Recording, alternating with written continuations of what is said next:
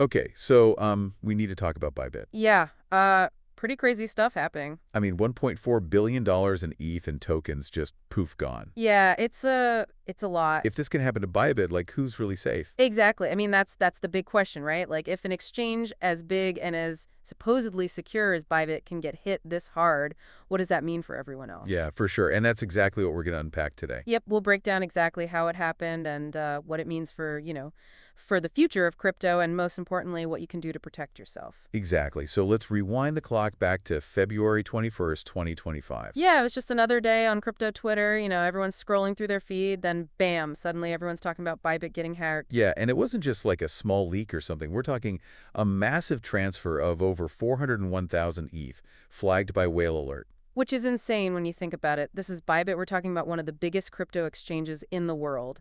And this transfer came directly from their ETH cold wallet, their most secure vault. Yeah, and obviously the market freaked out. ETH price took a 3% hit almost instantly. Yeah, the whole crypto community was in meltdown mode. It was like the rug got pulled out from under everyone. And then Ben Zhu, Bybit's CEO, comes out and confirms the hack, tries to reassure everyone, says only one ETH cold wallet was affected, and they have enough reserves to cover the losses. But still, how does this even happen? Bybit uses multi-signature wallets, right? I mean, that's supposed to be the gold standard of crypto security. That's what's so mind-boggling. It's like Fort Knox getting raided. Multi-sig wallets are designed to be virtually unhackable. You need multiple authorized people to sign off on any transaction before it can go through. So how do they get around that? Well, early investigations are pointing the finger at Safe.Global. They're the ones who provide Bybit's multi-sig wallet system. So maybe they exploited some kind of vulnerability in Safe.Global's interface? Yeah, there's some speculation that the hackers might have used what's called a masked transaction to trick the signers. Like they manipulated the transaction process somehow. Tricky stuff.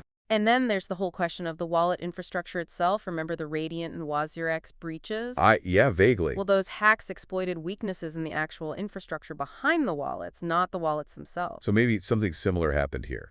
It's possible, but I mean, it's all still under investigation. Okay, so we've got this massive heist, multi-sig wallets failing, and now possibly compromised infrastructure. Yeah, it's a lot to unpack. It is, and there are a few things that are particularly interesting for like the crypto experts out there. Yeah, like the fact that Benju, Bybit's CEO, was actually the last one to sign the transaction that led to the theft. Interesting. Now, to be clear, there's no evidence to suggest any kind of insider involvement or any... Right, right, but it's still a detail that's got people talking. Absolutely. And then there's the whole thing with the transaction hashes. But for those who don't know, what's a transaction hash? So basically, it's a unique fingerprint for every transaction on the blockchain. Okay, And it's supposed to be impossible for two transactions to have the same hash. gotcha. But get this, security researchers have actually found identical transaction hashes on both the Ethereum and Base blockchains. Wait, really? Yeah, and these identical hashes date back to 2019 and 2024, which statistically is just mind-blowing. So what does that mean?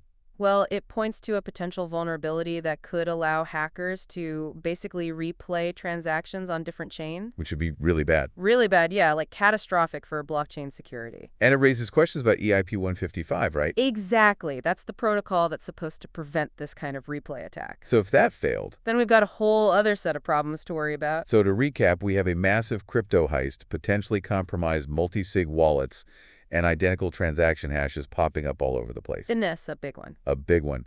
And just when you thought it couldn't get any weirder, investigators drop a bombshell. They believe that the prime suspect in all of this is the Lazarus group.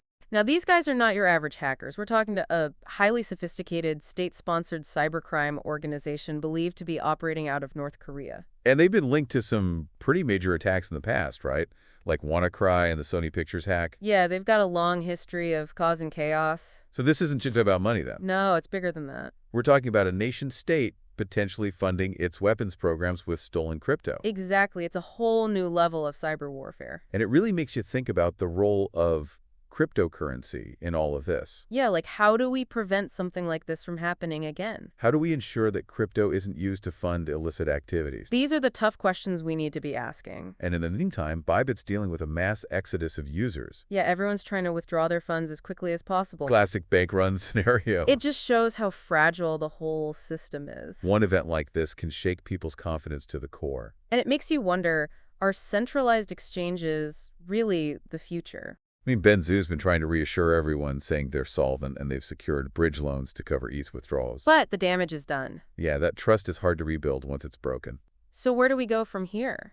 How do we protect ourselves in a world where even the biggest exchanges can be hacked? Well, this is where personal responsibility comes in. We can't rely on exchanges to keep our funds safe. We need to take control of your own security. And that means using cold wallets, right? Absolutely, specifically hardware wallets like Ledger. I know some people might be thinking, why bother? Why not just keep my crypto on an exchange? Because this Bybit hack shows exactly why that's a bad idea. When your crypto is on an exchange, it's in their custody. You're trusting them to keep it safe. And as we've seen, that trust can be misplaced. With a ledger, though, you control your private keys. Your keys are stored offline on a physical device, so they're never exposed to the internet. It's like having your own personal Fort Knox. And Ledger is considered the gold standard for a reason. Yeah, let's break down why. First off, Ledger uses a tamper-proof chip to store your private keys. Same tech they use in credit cards and passwords. Super secure. Even if someone steals your device, they can't access your crypto without your PIN code. That's reassuring. And then there's the trusted display. It shows you the transaction details right on the device. So you can verify everything before you sign it. Make sure you're not sending your crypto to the wrong address or falling for a phishing scam. Smart. And Ledger supports multiple cryptocurrencies. You can store a whole portfolio on one device. Super convenient. Plus, they offer backup and recovery options, so even if you lose your device, you can restore your funds. No need to panic. And even though Ledger is super secure, we still need to practice good security habits. Absolutely. Things like enabling multi-factor authentication on all your accounts. MFL adds an extra layer of protection, makes it much harder for hackers to get in. And avoiding using public Wi-Fi for crypto transactions. Those networks are notoriously insecure. I'm just asking for trouble. And be wary of phishing scams. Don't give out your private keys or account info to anyone, no matter how official they seem. If something feels fishy, it probably is. Trust your gut. So basically, staying safe in crypto is about combining the right tools with the right mindset. It's a multi-layered approach. We need to be proactive and informed. And that brings us to another important point. It's kind of ironic when you think about it, this whole idea of decentralized finance, DeFi. Yeah, DeFi was supposed to be about taking power away from these centralized institutions, giving individuals more control. Right. And here we are talking about a massive hack on a centralized exchange. Exactly. It makes you wonder, is true decentralization even possible? Are we always going to be stuck in this loop of hacks and breaches with centralized platforms as the weak link? It's a question that's been dividing the crypto community for years. And this Bybit hack has just added fuel to the fire. Some people are saying this is a wake-up call. We need to go all in on building truly decentralized platforms. Get rid of those single points of failure. Exactly, but then others argue that centralized exchanges are still necessary, at least for now. They provide the liquidity and the user-friendliness that most people need. It's a complex issue, no easy answers. But one thing's for sure, this hack has exposed some serious vulnerabilities. Security is an ongoing process. It's not a one-time fix. We need to be constantly adapting and evolving if we want to stay ahead of the bad guys. Absolutely. And beyond the financial losses, which are huge, obviously, yeah, there's also the issue of trust. Right. This whole thing could really damage the reputation of the entire crypto industry. Reinforces that idea that crypto is risky and volatile and prone to scams. Exactly, and that could scare away mainstream adoption. And then there's the potential for increased regulation. Oh yeah, governments are going to be all over this. We're already seeing calls for stricter oversight, more robust security measures. And while some regulation might be necessary, too much could stifle innovation. It's a delicate balancing act. We need to protect consumers, prevent illicit activities. But we don't want to kill the goose that laid the golden egg. Crypto has the potential to revolutionize finance. But that potential can only be realized if there's room for innovation. It feels like we're at a crossroads. Yeah, this Bybit hack could be a turning point. Either for better or worse. It all depends on how we respond. And speaking of responding, yeah, we need to talk about personal responsibility. Absolutely. We can't just sit around waiting for governments or exchanges to fix this. We need to be proactive. Take steps to protect ourselves. Use hardware wallets. Cultivate a security mindset. Be aware of the risks. Stay informed about the threats. Think critically about what you see online. Don't fall for scams. Security isn't just about technology. It's about behavior. We need to be as vigilant about our digital hygiene as we are about our physical hygiene. Strong password caution with phishing scams, avoiding risky behavior. And don't be afraid to ask questions. Challenge assumptions. Seek out reliable information. The crypto space is full of misinformation and hype. It's up to each of us to separate fact from fiction. Be skeptical but not cynical. Informed but not overwhelmed. And most importantly, engaged. The future of finance is being shaped right now. And we all have a role to play. So as we wrap up this deep dive into the Bybit hack, I want to leave you with this thought, this incident, as unsettling as it is. Yeah.